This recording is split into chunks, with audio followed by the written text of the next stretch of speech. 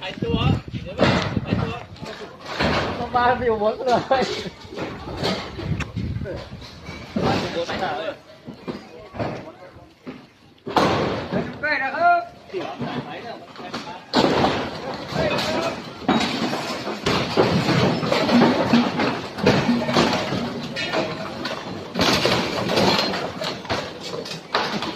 โอ้สายผมสายไปเลยแล้วพอมันดึงมันก็กระชากไ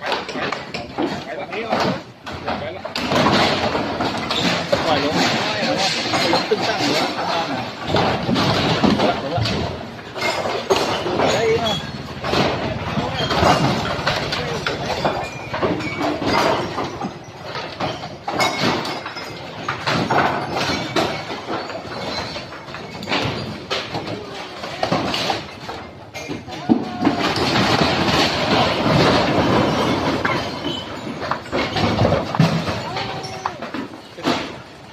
ถ้าเขาล้มตึกกับตึกละก็ตอนนี้ไปกันนะไปแล้วให้ไหลแล้วบ้านเราให้ไหลลงไปแล้วเนี่ยดินตะโกยไปแล้วโอ้ไห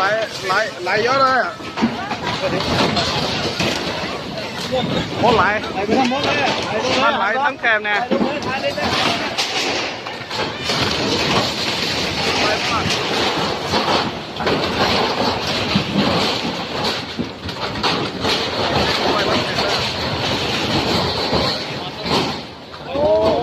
ไปหมดเลยอ่ะลูกไปลูกโอ้ไปไปแล้วต้นไม้ไปหมดลูกโอ้ไปทั้งแถบเลยลูกธรรมดาจริงจะดูโอ้ธรรมดาละนี่นะ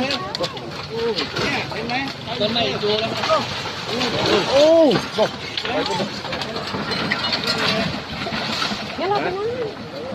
ข้างล่างมีอะไรไหม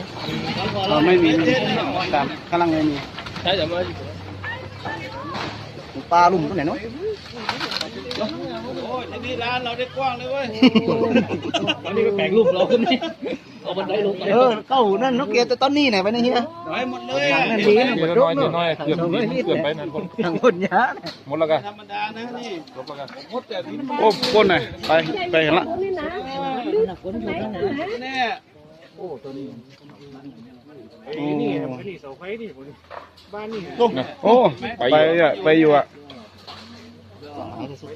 บ้านเจ้าโบราณกับงาดมันละเนี่ย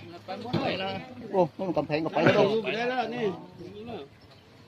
ย้ายไปเนี่ยบอกตัวเจ้าโบราณเนี่ยเจ้าของมันเนาะไหน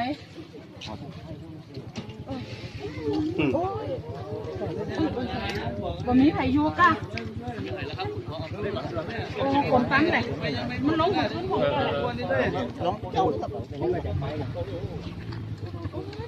ไปพูดด่ากันหมดเลยกับตาช่วยแจ้งนั่นหรือยังเนี่ยอันตรายด้วยเนี่ย